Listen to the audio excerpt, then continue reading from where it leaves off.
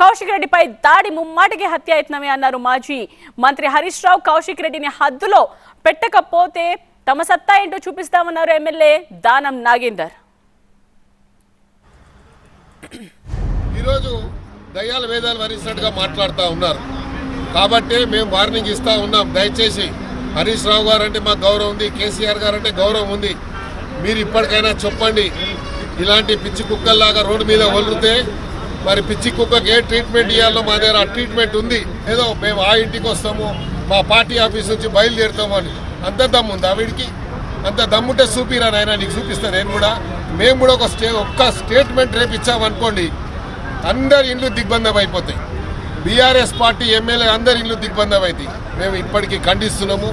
ఇది ఇక్కడికి ఆపితే బాగుంటుంది. లేదు మేము వాళ్ళని తీసుకొస్తాము, వందలు తీసుకొస్తాం, మందలు తీసుకొస్తాం అంటే పందులు లేక ఎంతమంది వచ్చినా ఏం కాదు, పుల్లు లేక వస్తాం మేము. ఎప్పుడు ఎక్కడ మన జవాబు చెప్పాలో అక్కడ జవాబు చెప్పాలి. ఓ ఏసీపీని, ఓ అడిషనల్ డీసీపీని ఎస్కార్ట్ పెట్టి దాడి చేపిస్తారు కౌశిక్ రెడ్డి మీద. ఇది అటెంప్టివ్ మర్డర్, స్పష్టంగా ఇట్స్ అటెంప్టివ్ మర్డర్ అని ఎమ్మెల్యే.